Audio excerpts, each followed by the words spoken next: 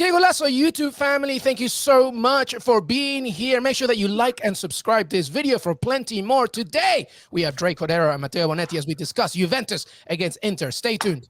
Hey everybody, welcome to Qué Golazo. Let's get things rolling. International break is over. Back to domestic club competition. Cordero, how are you, my friend? Oh, I'm golden, man. It's so good to talk some Serie A with you guys. Matteo's essentially my calcio life partner. How long, I don't know how long we've been doing this, but it's been an absolute blast. And to be heading back to Italy to do another big Italian match from one of the marquee stadiums in Italy, I'm pumped. No espresso needed, but I'm drinking it anyway. No, I love it. I love it. Very excited for you and Matteo. Matteo Bonetti, how are you, brother? I'm good, man. And just to echo that point from Dre, me and Dre have been working on Serie A since 2012. We've done hundreds of games from a monitor here stateside when Juventus has played at home since they moved into that home and won 9 consecutive Scudetti. But this is our first time actually at the Allianz Stadium. We've seen it so many times. We've seen it with all the different camera angles. But to be there in person, just like we were there at San Siro, and to experience it is going to be the most exciting time, because this is one of the best stadiums in Italy, right? It's new, it's modern, it's privately owned, and we've gushed about it so many times. So pumped to actually get to see it up close and personal. It's going to be so great to see. Fantastic stuff. And as Matteo and Dre mentioned, everybody, the Paramount Plus coverage includes both of these lovely gentlemen going to Turin as they face this game. So make sure you catch all the action on Sunday. It's going to be fantastic. What else can we expect, Dre Cordero, from this day? Is Marco Messina still there, or has he gone to another country now? And what's going on there? Yeah, I'm accepting. Look, Marco is one of the most humble, kind, and nice people that you'll meet in this industry. But I'm half expecting to have to knock him down a couple of pegs when we get there, because he's been living the absolute life for a month. He's interviewed Jose Mourinho. He's hung out with players. He's hugging Tammy Abraham pitch side at the Stadio Olimpico. So I feel like I'm gonna meet a different Marco from the one that left the last time I saw him in Connecticut. But I'm thrilled for him. And honestly, no one sort of loves and cares about the Italian game quite as much as Marco Messina does. He's been working on it since before it was profitable to him. There you go. There's a picture of Marco just handing it up with Jose Mourinho after Mourinho met a cardinal or something like that in Rome. So we can expect what Serie A is, which is thrills, spills, some ragged edges, and a good time and lots of goals. Yeah, absolutely. And, Marco used to be excited to actually see us in the studio, right? And now, as you said, it's he's got a connection with every team. I think he was hanging out with someone from Juventus. I'm sure it was probably Vlahovic or Dybala, one of the best players there. So to go from all of those legends to us schmucks flying across from the States, it's not going to feel special, I don't think, for Marco. But because we're still humble, Luis, we're still going to love being next to him. I just don't feel like it's going to be reciprocated, the feeling. He's gonna big time us. He's gonna leave our messages on red, I think. When we get back to Italy, he's hey Marco, he stopped chatting to me. I don't know about you, Dre, but he completely ignores us ever since he's made it big time. Nice. He was meant to be at our show for just a segment every week, and he's completely ghosting us. So it's over. It's over. You're gonna meet Ray-Ban wearing Marco Messina, but absolutely, he's delivered some great content, and both of you will be there, of course, as we mentioned, Paramount Plus. Make sure that you do it. All right, let's get into the game, everybody. A big game, of course, as third place Inter Milan face Juventus. Of course, it's only a 1-point differential, but Inter have obviously a game in hand. Let me ask you this straight away, Matteo Bonetti, Andre, please jump in. Does Italy need this Derby d'Italia more than ever following the better disappointment of World Cup qualification, do you think? It's a weird one, Luis, because the fandom of the Italian national team doesn't exactly translate to the fandom of Juventus and Inter. I think that Italians do a good job of sort of keeping those two separate. And here's the proof: is most fans of a club, let's say you're an Interista or a Juventino or a Milanista, I feel like they still see those colors on the national team. So a Milanista will see Barella wearing the blue, but will still think he's Inter's player, and it won't quite be the same thing. These are chats I've had so many times with people who have lived and breathed these rivalries. So I think there is this distinction to be made, and there is this separation where whatever happened with the Italian national team, it sucks. We're all depressed. It's terrible that we might have to wait 12 years to go to 2026 from 2014. But now let's get back to calcio. And the calcio's been brilliant. Serie A's offered us so many great storylines and parity at the top that I'm not worried that there's going to be this residual effect from the World Cup. Let's get back to it and let's watch some great football. I won't lie. I was a little bit worried because I think in our coverage, I'm the only non-Italian or non-Italian American that works like intimately with the Serie A in our whole group. And I thought I was going to walk into like a funeral because these guys, to miss for a second consecutive World Cup, to miss one for Italy was unthinkable. To miss a second consecutive, there was a certain hint of cynicism going into it. There was a feeling that, it could like go sideways. But to echo Matteo's sentiment, there is that division between what the domestic league is like and what the national team is like. And there's no better example of that division than Ciro Immobile. Absolutely brilliant in Serie A, maybe the best striker that Serie A has seen in 10 years. Numbers comparable to Higuain's best season, to Ibrahimovic's best. And then with the national team, you can't quite get it done. And so you sort of have to compartmentalize those two. And I think, especially for what we're doing now, which is a celebration of Italian football in the middle of like a dark period in Italian football, we have to sort of put all of that aside and sort of make the best of it. And hold on a second. Go on. No. Yeah. But dark period in Italian football, isn't it crazy how, and this is something you always say, Dre, we look at the results too much, right? Well, the storyline is always based on the result. Last summer, Serie A's back. Come look at the brilliant football. Italy wins the Euros, but really, you look at all the games, they nearly didn't make it against Austria. Imagine they go out against Austria, maybe one ball goes an inch to the side. It's a completely different storyline, just like it was in that game between Italy and North Macedonia, where Italy dominated the game. They had chances. I mean, Berardi's chance, I think, will haunt me forever. That goes in, suddenly, to me, it's over. And it's a completely different storyline. It's Italy, are they going to be the dark horse now for the World Cup, just like they won the Euro? It's unbelievable how a matter of inches can completely change. But this is not a dark time in Serie A. Listen, Serie A has been on the up, I think, for quite some time, maybe since, Calciopoli, since the late 2000s? Well, so that I guess that's what I was getting at, is despite the disappointment of the national team, and it is, make no mistake, it is a disappointment to miss the second World Cup. Calcio is still, in my opinion, the most exciting, the most competitive, and the most even football that you can watch in Europe. Because while every league has 1, 2, maybe best case scenario, 3 really good teams, I think the top 6 or 7 in Serie A could take points off of each other any given week. And where we've been fortunate is Matteo and I have worked on virtually every European league you could imagine in the course of our careers. And now we get a chance to do whatever the biggest game or 2 games are on a week-to-week basis in Serie A, and it's almost always brilliant. Where it used to be that, Milan and Juve faced off, Juve and Inter faced off. It was 2 teams trying not to lose, playing sort of a conservative approach, like, we'll beat up on the Sassuolos and the Cagliaris and whatnot. Now, when 2 big teams face off, they try and dominate each other. They try and impose their will rather than that, timidity of like, no, let's just not lose this game and get past the next one. And so that's made for big games in Italy feeling like big games on a week-to-week basis. Well, to that point, the big game to talk about is Juventus against Inter. And as we mentioned, and as Des Norris, our producer, put up the table, it's a very tight race right here. And by the way, after the 1-1 draw in Milan in the reverse fixture, Inter could remain unbeaten in both the seasonal league matches against Juve for the first time since 2008, 2009. But this is a Juventus side as well, trying to pick itself up after bowing out, of course, of the Champions League as well. So let's go back to you, Matteo. Let's talk about Juventus focus here. Still licking the wounds after the Champions League exit, but what's behind the team's sort of uptick in domestic form? How are they doing as they head into this game against Inter Milan? Yeah, it's a weird one, and I almost want to give credit to Allegri and to Juventus, despite the disappointment in the Champions League.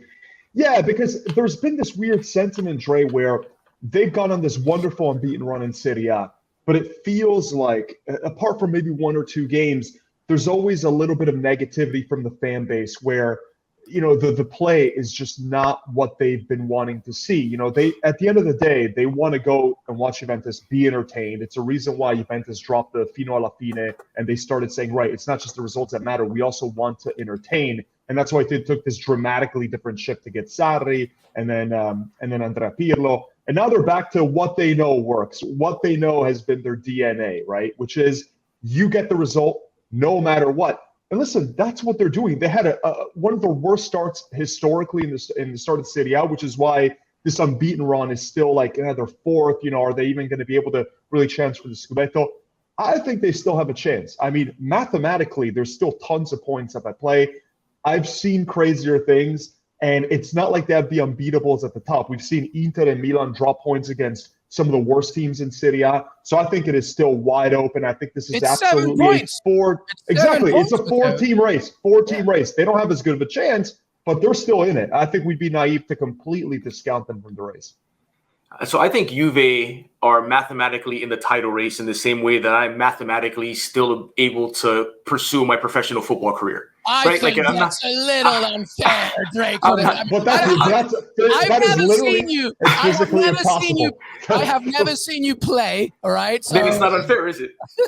Come on, Dre. I've heard the noises your back makes when you stand up now. Like, let's not get crazy here. We were literally talking about the fact you're in Scotch taped right now, Drake. Yeah. All right. Dre had to get cupped before even coming on the podcast. No, I am in pieces. Right, but to your point, even though statistically speaking, it is a possible thing, you still see, though, no chance.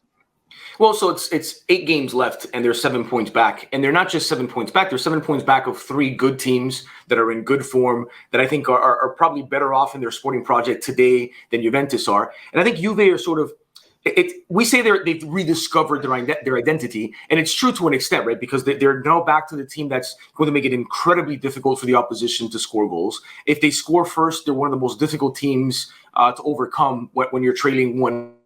Lock it down in the sort of old school Catenaccio way, where every other team in Italy is a bit more adventurous, maybe to a fault at times, more attacking.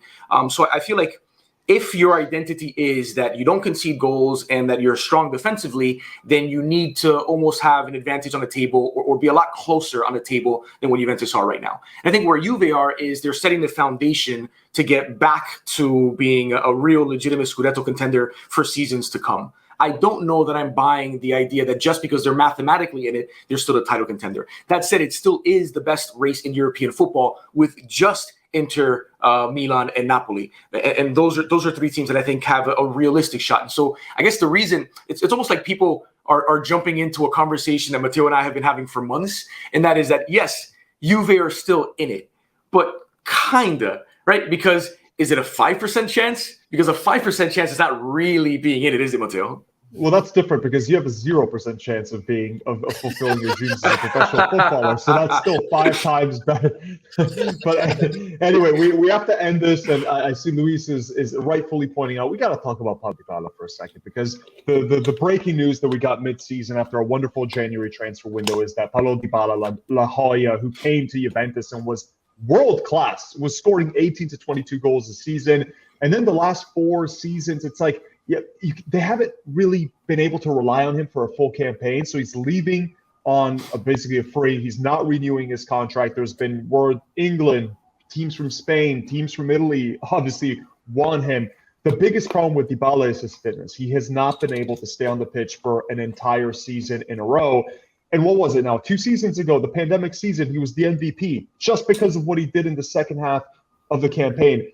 I feel like I'll look back at Dybala's career with Juventus as a disappointment because of how good he was those first few years, where I genuinely thought, like, right, this guy could go on and have a similar season to Alessandro Del Piero, where he is the bandiera, as they say in Italy, right? The Totti, like Totti was to Roma. Dybala could have been that with Juventus, and it's fizzled out, and Juventus have learned how to play without him. Do you think that if they don't sign Vlahovic in the winter transfer window, they are as willing to part ways with Paulo Dybala, or is it? I get the sense that they have a guy who they think is the next big superstar in terms of goal scoring in European football, certainly in Serie A, and that's made it easier for them to say, okay, we can build our sporting project around him. The fans will be satisfied with the fact that we have Vlahovic.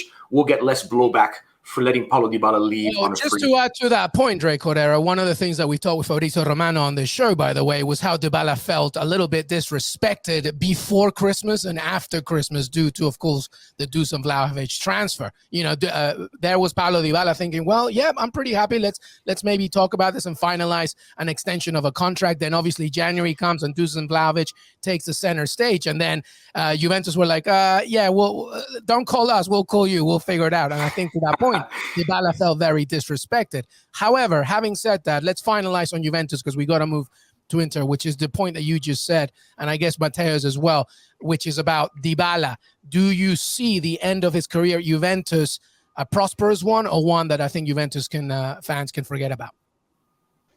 I think Morata and Vlahovic has been the pairing now. Morata's been playing lights out next to Vlahovic, and they can rotate on that other side. Again, they've been kind of having this revolving door with Dybala. If Chiesa's in there, then, Chiesa's going to start to try to, I think, maybe with Morata and Vlahovic. They know how to play without him. He'll probably keep playing half their games. He's scored 8 goals already this season, where he had a 4 and a 5 goal season in the last 4 years. So, again, they're used to getting goals from other sources. I think it'll end in the similar way that it's been going on for the last few seasons, where, he'll have a good game here and there, but time to move on. He's not the guy anymore, unfortunately. Yeah.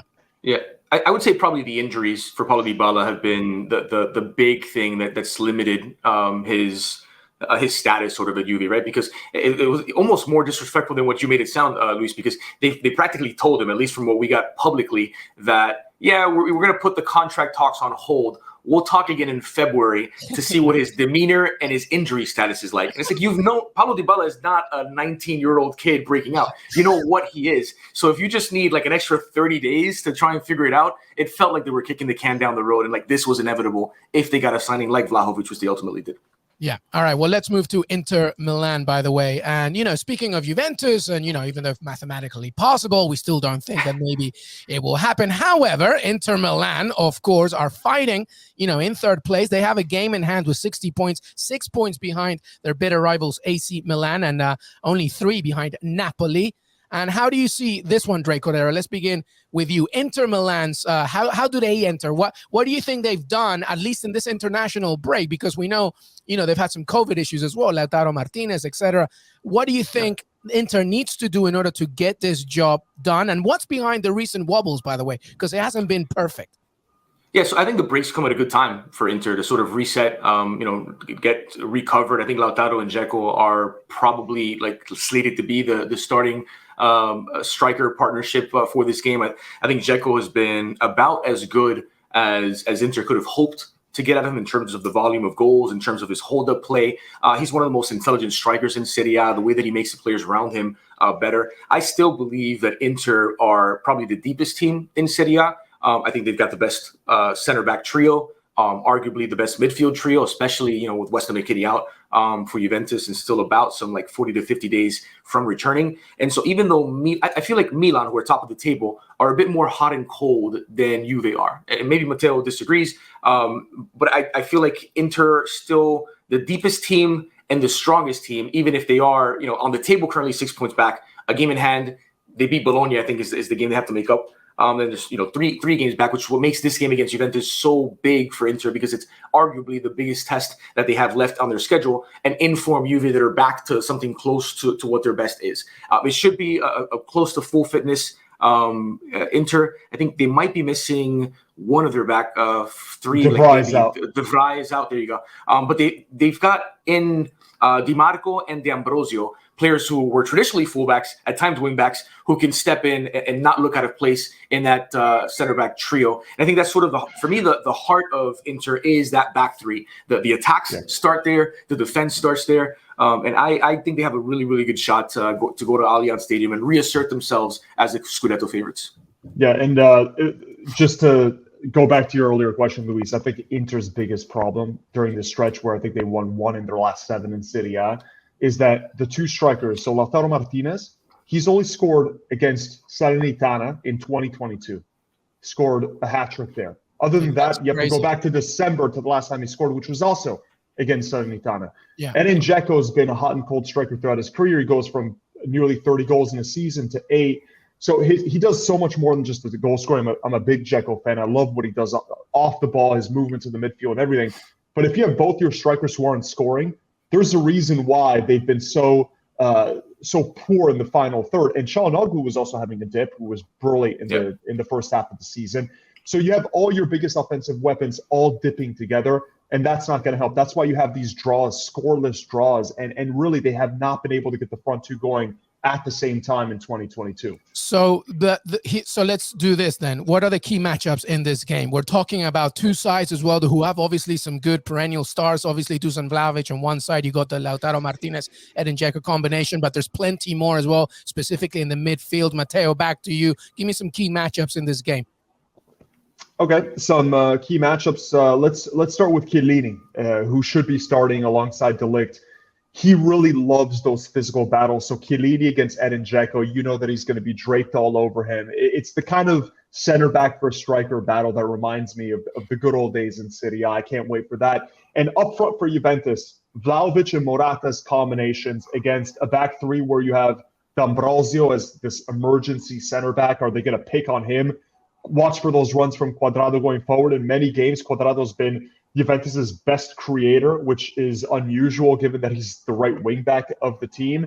And on the other end, it's really Brozovic back in the midfield controlling things. We've seen the opposition try to basically put a defensive midfielder higher up the pitch just to negate Brozovic. We saw Milan do this when they put Frankesi as an attacking midfielder. That's how much respect teams have for Brozovic. So who's going to do that dirty work for Juventus? Right now, it seems like it's just Locatelli and Rabiot in the center of midfield. Both those players usually start from deeper. So I think Brozovic is going to have a little bit more of a free reign in this game to really control.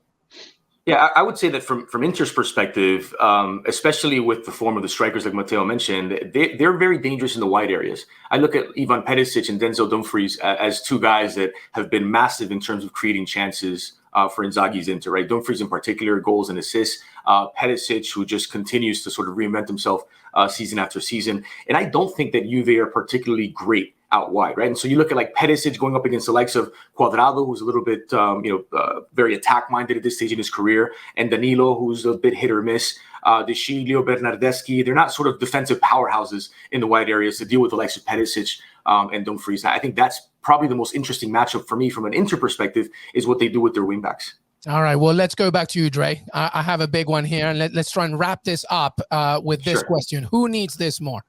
Oh, without question, it's Inter. Again, I'm not giving Juve much more than like a 5% chance to win the Scudetto, whereas Inter is still very much in it. Hey, you gave it a 5% chance. I like that. At least it's 5%. Well, that was Matteo. So it's where I was getting at with the conversation that people walked in. Like when you walk into a room and there's a heated argument going on and you don't know what's happening, is that Matteo was the one guy on our Serie A set saying Juve still have a chance. But if you prod him a little bit, he's like, yeah, well, it's a 5% chance. And I don't think that's much of a chance at all. So, I mean, yeah, sure, it's mathematically a chance. Maybe I'll end up playing for Inter Miami too.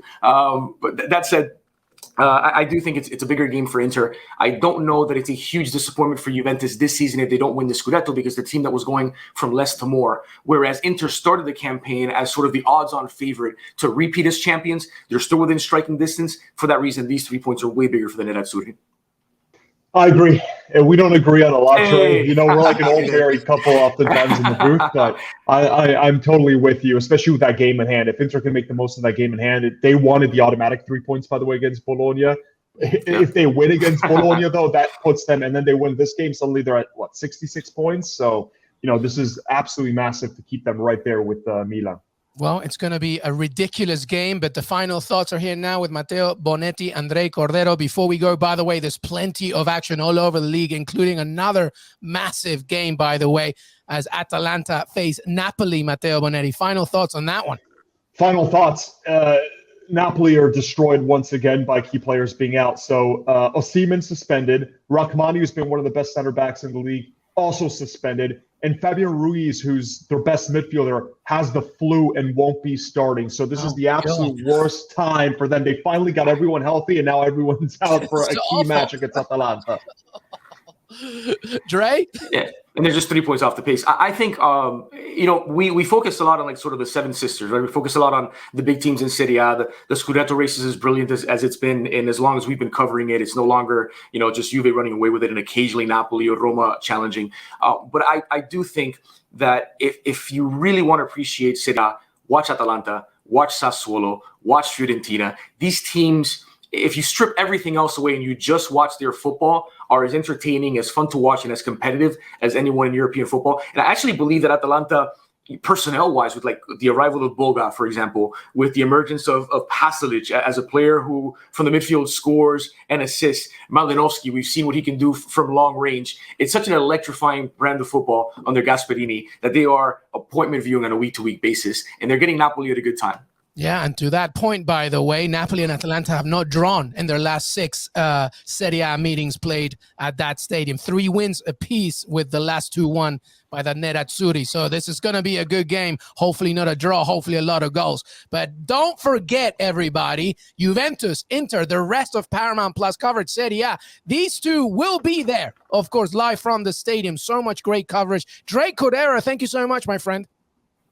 Oh, thank you, man. I'm living the dream, right? So I was in the Azteca for Mexico, USA. I got to call the game in which the United States qualified for the World Cup 8 years later after that match that we won't mention in that island country in the Caribbean. And now we're off to Italy to do, the thing that we love and we hold dearest, which is Serie A. So we're living the dream. Amazing. The longest journey I've had is me to the bathroom. So fantastic stuff right there. Matteo Bonetti, always a pleasure, brother. Yeah, thanks so much, Luis. And again, special stadium, special game, one of the best rivalries in Europe. I hope everyone watching this is going to tune in. CBSSN and Paramount Plus. Absolutely. At Cordero, at Bonetti, Paramount Plus, Serie A coverage, Juventus, Inter. It does not get better than that. Make sure to follow these 2, of course, Paramount Plus, CBS Sports, and so much more. Qué Golazo Pod on Twitter, youtube.com/Qué Golazo. Have a great rest of your week. Have a great day and enjoy this fantastic game. We'll see you then. Till then.